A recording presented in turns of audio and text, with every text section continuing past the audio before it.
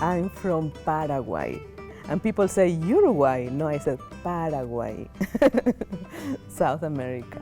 And you've brought some delicious breakfast goods that are Yes. Paraguayan. Tell us what we have here. Well, we have cocido, which is a warm or hot drink, and it's made out of yerba mate. It's like a tea, and then you add milk and sugar. Okay. And you have bejú, which is a Guarani name. The Paraguay, we have, the two languages, the Guarani language and the Spanish one, Spanish. So the bejú is like a kind of like a bread, and it's made out of tapioca starch, cornmeal, butter, and fresh cheese, and salt. Delicious. And you just put on the palm and, like the tortilla, and there you have your breakfast or snack. And you said you grew up making this dish, the beiju. Yes. Tell us about it. You made it with your mom, with your siblings. Tell us about those memories. Well, I remember first with my grandma because my grandparents live across the street. So often we will go and cook with them. So I have a lot of memories making cake or meals with my grandma. So I first was doing with my grandma, and then of course with my mom. And then I had to do for my siblings too, because I was the oldest. So I had to cook for, take care of my younger siblings. Well, in the winter, this is like a winter time kind of food because it's warm. I mean, we have during summer, but it's more popular during winter. So when you take a bus and you travel from one city to another, there are ladies with baskets that they have like the cocido, the hot cocido, and they offer that with bejú or chipa, which is another type of bread made out of corn. The same ingredients, but just a different shape. We learn at school, like when I was in 4th grade, they taught us how to make bejú there in the school. So because we had, we had to learn to cook, how to sew, everything in school too. And then we have the popular festivities where it's a must. You cannot call that is popular if they don't have the cocido con bejú as part of the traditional meals. Interesting. So this is very much part of the fabric of the Paraguayan community. It is. I was in charge of cooking for my siblings because my parents would work. So I learned at 10, 11, 12 to cook most of the meals. And a mix, Persian food, Paraguayan food, both of them. My father is from Iran. So you probably had all kinds of delicious meals. Yeah, we do, yeah. It's very fun. I really like Persian food. I go more towards like Persian food when it comes to, like making a dinner, like salty food. Right. Big meals, more like Persian dishes than Paraguayan dishes. Right. So I'll share with you one of my favorite foods in all the world. Tell me if I'm saying this right. Tadig. Tadig? Can I tell you something about the tadig? Please do. Okay. So the tadig, this is very hard to make it because you have to be attentive when you're cooking the rice. And the tadig is, could be potato. Rice. Oh. You can put potato or just the rice, right? Okay. But when it's the potato, people like the most. Oh, really? Okay. So my son, he went to Israel to volunteer for a year and a half in the Baha'i World Center.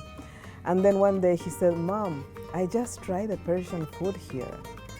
And it's so good, it's not burned like your tadik. Because always came black. Are there other foods or cooking techniques that you think are really at the heart of Paraguayan cooking? Well, the thing is that every country has even when we use the same ingredients to cook, it's a very particular flavor and a very particular mix.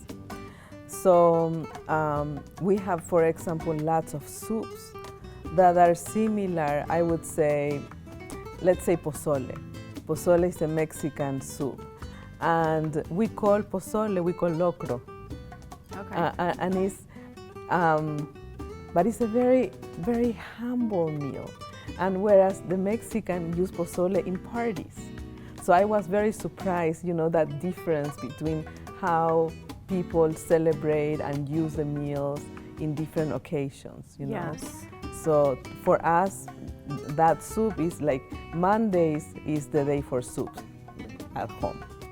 It's like kind of my kids used to joke because Monday soup, Tuesday pasta, Wednesday, meal. And they knew like the whole sequence of food according to the day, which is traditional in the whole country. Yeah. So what are other of these humble dishes that are just really common in Paraguay? Well, we use a lot of cassava, which is mandioca or yuca root. What is another name? Yeah, I think those three is the one that people are connected, and is a root. So the cassava or the mandioca is in every table with every dish. You have soup, you have cassava on the table, because it's like it replaces bread. Right. And that tastes better than the potato. So cassava is something that you eat with soup, with a dry dish, or with asado, with a barbecue. It's always there with sausage, And the thing is, those meals are not expensive, are very accessible to people, right. And you can even have in your garden. And so when we say it's like the food of the poor, it's not very much like, it's like from the rural area. It doesn't mean that you are poor, right. But it's more accessible also because the ingredients are not expensive. And tell me about how you pass these traditions along to your children. Well, they are very good cook. So good, they don't want to eat my food anymore. like they really they love to cook, and they develop their own style, and that Yes, is nice to see. So they all know to cook, to make Paraguayan dishes or some Persian dishes or any other that they like. Are there any other things you think we might need that would be interesting to the audience about Paraguayan traditions and cooking and your heritage that are passed down from generations in your family? Well, one thing that I can say is that food is one of the things that unite people. And there is a saying by an American friend. He said once, when you go to Paraguay, you cry because everything is upside. I mean, you have to relearn how to break the rules and stuff like that, But then when you leave Paraguay, you cry because you made such a good friends, you don't want to leave the country. And Paraguay is a country where we really invest a lot of time in friendships and families, and everything is around food.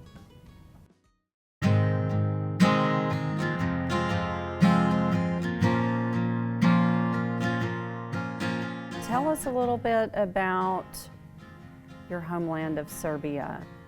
Sure. So I lived in Serbia until I was 9 years old. My family and I lived in Serbia during the Yugoslavia war that took place early 90s. I was just a newborn, about a year old when things kind of started getting bad. So I was born in Vukovar, Croatia, and my family lived in Tovarnik, Croatia, which is a very small town, smaller than Amarillo, smaller than some of the surrounding towns we have here. And we lived there while I was a kid. Had to leave our home in Tovarnik when things started getting bad in the area and go into Serbia, which the border to Serbia was right there where the city was. And so we got help from the Serbian police, got us into connection with the Red Cross, where my family was able to get some items, some funds, and one of the little families took us in for a few days, and then my dad had to, after things settled down, go back into Croatia, Tovarnik. And so At that point in time, we lived kind of where we could. We didn't have a permanent place to stay because the apartment that we lived in, that my dad owned, was destroyed by a bomb while we were away. So that displaced our family. We kind of lived here and there with people or somebody that would let us live in their home with them, and didn't have a permanent place. But during the years, you know, the war was still going on through the 90s. My brother and sister were born, they came along. And then about 97, we moved into Serbia to try to get help from United States immigration. And so we were, thankfully, a family brought us into their little back home that they had to let us stay there. They saw my mom and dad and us 3 little kids, and they offered up us this little home that was kind of the place we could call our own, that wasn't living with somebody else or in a room at somebody's house. And so we, you know, all of us were in this, you know, mom, dad, brother and sister and I, all in this room. And so we still keep in touch with that family, and we're so gracious for them, and they become like family to us. My mom, as always, cooked. The lady of the house that, you know, that took us in, she loved to cook, so mom would join her in their kitchen. And now the little house we lived in maybe didn't really have a place to cook, or it was basically a place to sleep. I mean, it had beds and just a few other things that we could fit in there that would, you know, have a warm place to stay. So we spent a lot of time with that family that let us in. And like I said, they became like family. And so remember hanging out with them during that time. And Mom and Branka is the lady's name. They cook together, they make meals together, and we would all eat together, have coffee in the morning together. You know, like as us kids, we didn't really have coffee. They would make us cups of coffee, but it wasn't really coffee because they wanted to be like the adults. So there was good that came out of all of that. You know, we celebrated celebrations, birthdays, and Christmases, and things like that. It just kind of brought, even though there was this whole war happening around you, kind of felt at some points like there wasn't, just because of that community. Yeah. Tell us about what you've brought here today. Yeah, sure. So this is a Serbian dessert that my family and I grew up eating, but it is a no-bake wafer cake is what it's, you know, usually called. We call it a cookie back home, but it is torte wafer sheets, and you make a filling which has chocolate, walnuts, ground tea biscuits, and butter, of course, milk and butter. And so you prepare all of this, you make the filling, and then you basically fill those torte sheets with the filling. You let that sit over with something heavy on top, and then you're able to kind of cut them into these cookies here. One thing that I can think of that's very traditional is it's called sarma, which is stuffed cabbage leaves. It's basically like when you make sauerkraut, but you make the entire cabbage as sour. You get those leaves and you fill them with a mixture of like a ground beef, rice seasoning mixture, and you roll them up into cabbage rolls. Okay. And then you cook those. They take 3 or 4 hours to cook on the stovetop, and they're the best thing in the world. Help us kind of envision the flavors. What are the spices or the herbs, the aromatic type ingredients that might give you the traditional flavors of Serbia? Sure. There's not a whole lot of like spicy. It's lots of the seasoning we use are very vegetable based. There's one seasoning that we use in particular that we get from the international store in Wolfland here, and my mom uses that in everything. And it's just I don't know how to explain the seasoning, but it's you don't have to use salt with it because it's kind of already have that salty finish to it, but it's vegetable based, so it's made out of all kinds of different vegetables into the seasoning.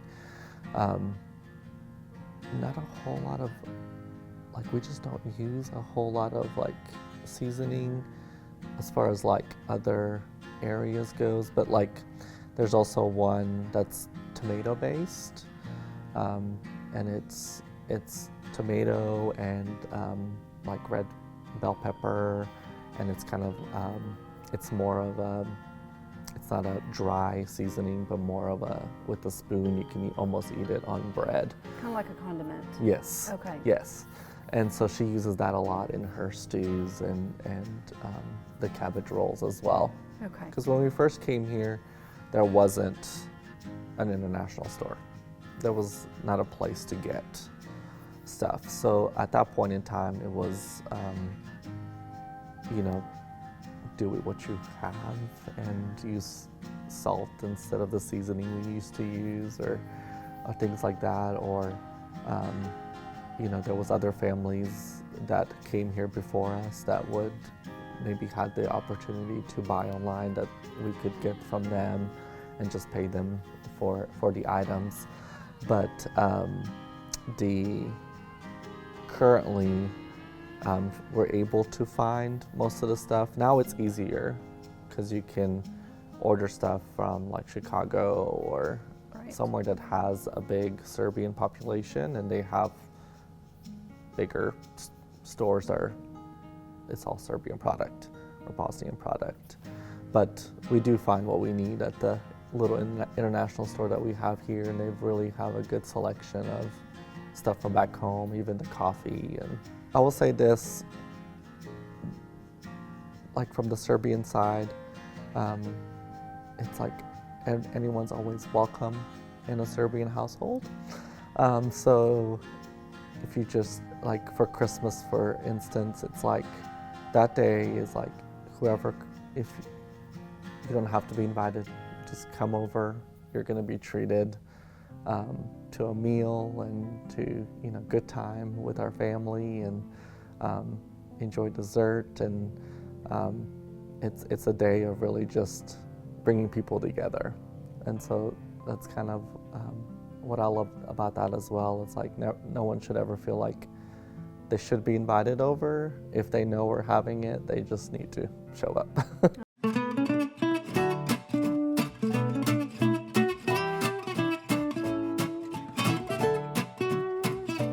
My name is Gloria Neal Roberts, and I do live here in Amarillo.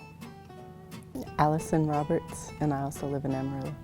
Gloria, I've heard you talk about how you've learned to cook through your mother and then with your mother-in-law as well.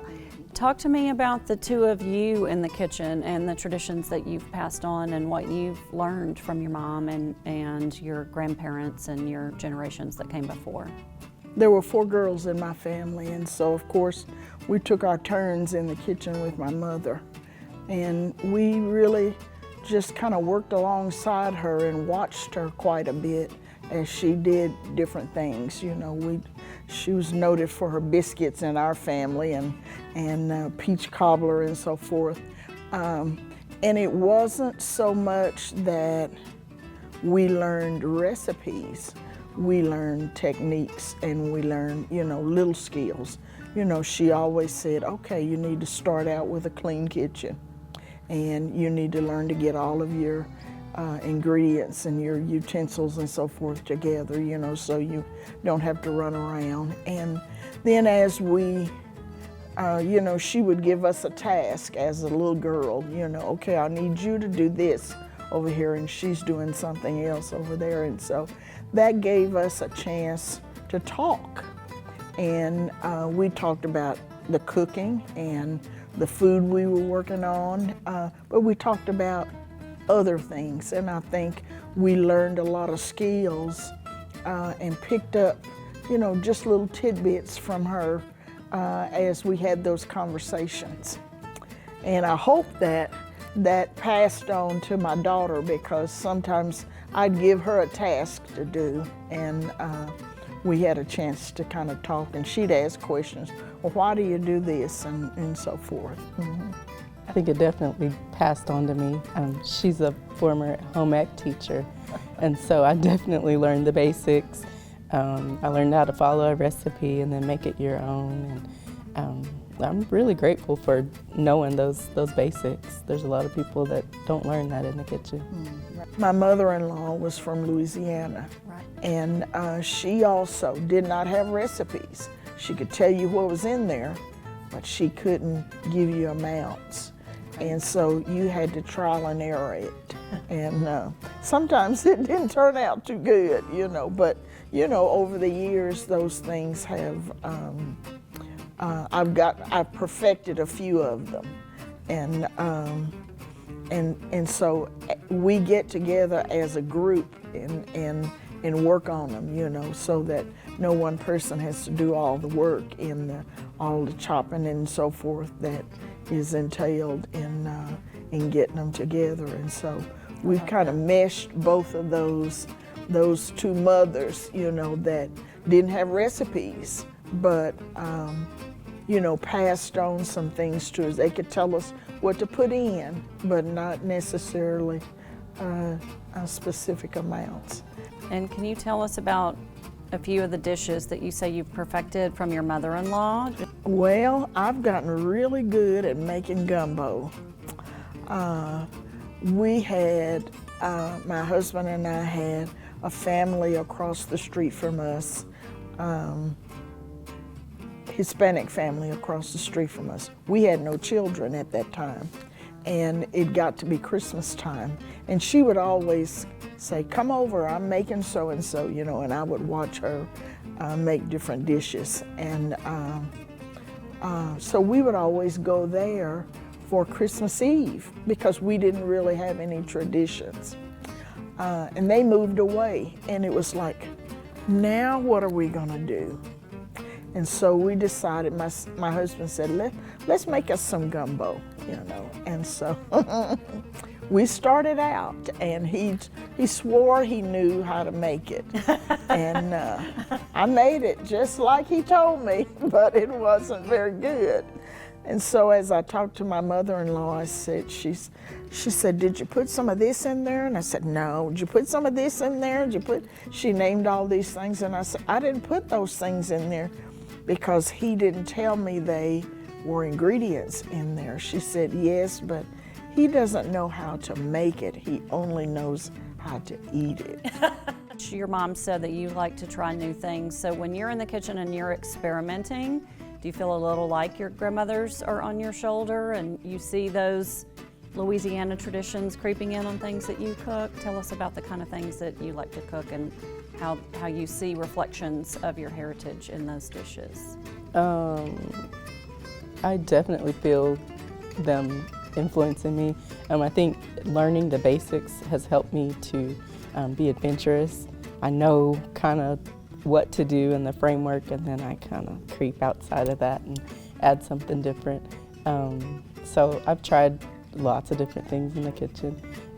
The family really loves my lasagna, and lately I've been into sourdough, so I've been making sourdough bread. So yeah, definitely going from watching Granny make biscuits to now I'm, you know, in there feeding a starter and making bread it's a great connection. I actually have Granny's pie dish. Oh, you do? Yeah, an old Pyrex that, you know, probably wouldn't mean anything to anyone else, but it's kind of special. Absolutely.